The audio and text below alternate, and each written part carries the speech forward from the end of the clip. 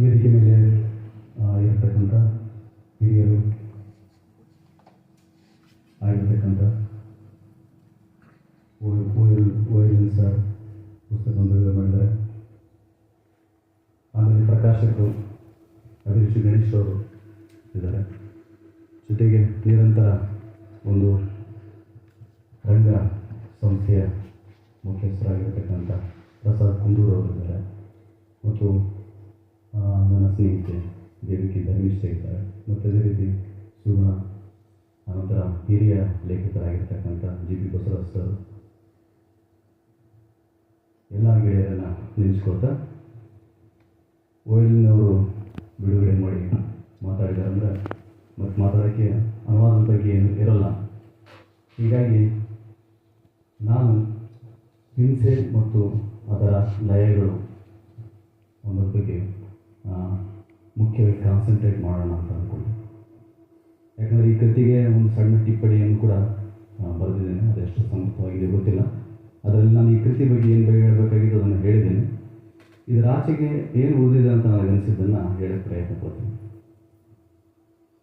ಇದು ಬಹುಶಃ ಒಂದು 5 ವರ್ಷ ಆಯಿತು ಅಂತ ಅನಿಸುತ್ತೆ. ಪ್ರಾಜೆಕ್ಟ್ ಸ್ಟಾರ್ಟ್ ಆಗಿ 5 ವರ್ಷ ಆಯಿತು. ಕೊರೋನಾ ಮತ್ತು ಅನಂತರ ಕಾಲದಲ್ಲಿ ಅದು ಸ್ವಲ್ಪ ನೆನೆಗುದಿಗೆ ಬಿದ್ದಿರೋದ್ರಿಂದ ಪ್ರಕಟಣೆ ಮತ್ತು ಕಾಪಿರೈಟ್ ಅದೊಂದು ಬಹಳ ದೊಡ್ಡ ಇಶ್ಯೂ ನಮಗೆಲ್ಲರಿಗೂ. ಸ್ವಲ್ಪ ಡಿಲೇ ಆಯಿತು.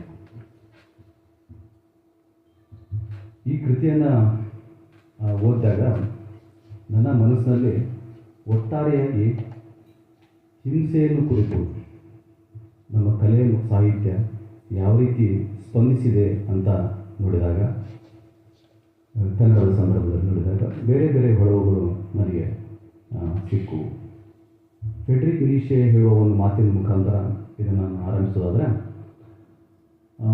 ಅವನ ಒಂದು ಭಾಳ ಪ್ರಸಿದ್ಧವಾದ ಇದಿದೆ, ಕೋಟ್ ಇದೆ. Good and beyond good and evil ಪುಸ್ತಕದಲ್ಲಿ ಬರುವಂಥ ಒಂದು ಕೋಟು ಏನಂದರೆ, if you crush a cockroach you are a hero, if you crush a beautiful butterfly you are a villain, morals have aesthetic criteria.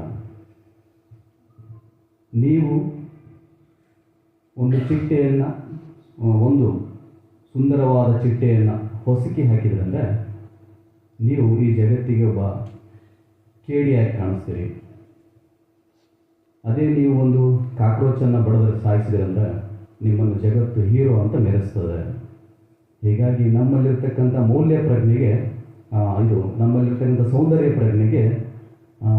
ಪ್ರಜ್ಞೆಯನ್ನು ಏನಂದರೆ ಅಳೆಯುವಂಥ ಮೌಲ್ಯಗಳಿಗೆ ಒಂದು criteria ಇದೆ, ಒಂದು ಅಳತೆ ಇದೆ ಅಂತ. ನಮ್ಮಲ್ಲಿರೋ ಸೌಂದರ್ಯ ಪ್ರಜ್ಞೆಯನ್ನು ಅಳೆಯುವಂಥ ಮೌಲ್ಯಗಳಿಂದ ಅದಕ್ಕೆ ಒಂದು ಕ್ರೈಟೀರಿಯನ್ನು ನಾವು ಸೆಟ್ ಮಾಡಿದ್ದೀವಿ. ಇದು ಯಾರು ಸೆಟ್ ಮಾಡಿದ್ದಾರೆ ಅನ್ನೋದು ಬಹಳ ಮೂಲಭೂತವಾದ ಪ್ರಶ್ನೆ. ಹಿಂಸೆ ಗಿಲ್ಟಾಗಿ ಕಾಡೋದು ಯಾವಾಗ?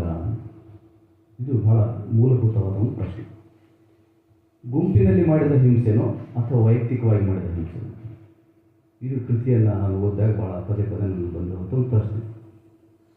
ಗುಂಪಿನಲ್ಲಿ ಮಾಡಿದ ಹಿಂಸೆ ನಮಗೆ ಭಾಳ ಗಿಲ್ಟಾಗಿ ಕಾಡುತ್ತೋ ಅಥವಾ ವ್ಯಕ್ತಿಗತವಾಗಿ ಮಾಡಿದ ಹಿಂಸೆ ನಮಗೆ ಗಿಲ್ಟಾಗಿ ಕಾಡುತ್ತೋ? ಯಾಕೆ ನಮ್ಮ ಕಣ್ಮುಂದೆ ಕ್ಯಾಲಿಗುಲಾ, ತುಗ್ಲಕ್, ನಾದಿರ್ ಶಾ, ಅಶೋಕ ಇವರೆಲ್ಲ ನಾವು ಇತಿಹಾಸದಲ್ಲಿ ನೋಡ್ತೇವೆ. ಹಿಟ್ಲರ್ ಕೂಡ ಇಲ್ಲ. ಹಿಂಸೆಗೆ ಯಾವುದೇ ಒಂದು ಬಗೆಯ ಸಿದ್ಧಾಂತದ ತಾತ್ವಿಕ ಒಪ್ಪಿಗೆ ಸಿಕ್ಕರೆ ಆ ಹಿಂಸೆ ಸಾಮೂಹಿಕ ಹೊಣೆಗಾರಿಕೆ ಅಥವಾ ಸಾಮೂಹಿಕವಾದ ಕರ್ತವ್ಯ ಅಂತ ಅನಿಸ್ಕೊಂಡ್ರೆ ಅದು ಯಾವ ರೂಪವನ್ನು ಪಡ್ಬೋದು? ಅಥವಾ ಒಂದು ಸಹಜವಾಗಿ ಜನಸಾಮಾನ್ಯರ ಮಧ್ಯೆ ಯಾವುದೋ ಕ್ಷುಲ್ಲಕ ಕಾರಣಕ್ಕಾಗುವಂಥ ಒಂದು ಕೊಲೆಯನ್ನು ಅನಂತರ ಅವನಿಗೆ ಅನಿಸುವಂಥ ಒಂದು ಅನುಭವ ಏನಾಗುತ್ತೆ, ಅದು ಅವನು ಮನವರಿಕೆ ಮಾಡ್ಕೊಳ್ತಾನಲ್ಲ, ಆ ಗಿಲ್ಟ್. ಅದಕ್ಕೂ ಮತ್ತು ಇದಕ್ಕಿರೋ ವ್ಯತ್ಯಾಸ ಏನು ಅನ್ನೋದು ನನಗೆ ಭಾಳ ಆಳವಾಗಿ ಅನ್ನಿಸ್ತು. ಇದನ್ನು ಒಂದೆರಡು ಉದಾಹರಣೆಗಳನ್ನು ಹೇಳ್ಬೋದು ಅನಿಸುತ್ತೆ. ನಾವೆಲ್ಲರೂ ಕೂಡ ಚಿಕನ್ ಸ್ಟಾಲಿಗೆ ಹೋಗಿ ಚಿಕನ್ ತೊಗೊಂಬರ್ತೀವಿ, ಕೋಳಿ ಮಾಂಸ. ಒಂದು ವೇಳೆ ಕಸಾಯಿಯವನು, ಸರ್ ಇವತ್ತು ನನಗೆ ಆಗಲ್ಲ, ಭಾಳ ಬ್ಯುಸಿ ಇದ್ದೀನಿ, ನೀವೇ ಕೋಳಿ ಇಲ್ಲಿದೆ ಕಟ್ ಮಾಡ್ಕೊಂಡು ತೊಗೊಂಡೋಗ್ರಿ ಅಂತ ಹೇಳಿದ ನಮಗೆ. ಅಂದರೆ ನಾವೆಲ್ಲ ನಾನ್ ವೆಜ್ ತಿಂತೀವಿ ಅಂತ. ಆದರೆ ಸ್ವತಃ ಆ ಕೋಳಿಯನ್ನು ಕತ್ತರಿಸಿ ತೆಗೆದುಕೊಂಡು ಹೋಗುವ ಮನಸ್ಥಿತಿಯಲ್ಲಿ ನಾವಿದ್ದೀವ? ಅಥವಾ ಅವನು ಕಟ್ ಮಾಡಿ ಇಟ್ಟಿರುವಂಥ ಕೋಳಿ ಏನಿದಾವಲ್ಲ ಅದು ಮಾತ್ರ ಫ್ಲವರ್ ಥರ ಕಾಣಿಸ್ತಾ ಇರ್ತದೆ, ಒಂಥರ ಬಿಳಿ ದಾಸವಾಳ ಥರ ಕಾಣಿಸ್ತಾ ಇರುತ್ತೆ, ಅದನ್ನು ನಾವು ಪ್ಯಾಕ್ ಮಾಡ್ಕೊಂಡು ಹೋಗ್ತೀವಲ್ಲ, ಆ ಒಂದು ನಿರಾಳತೆ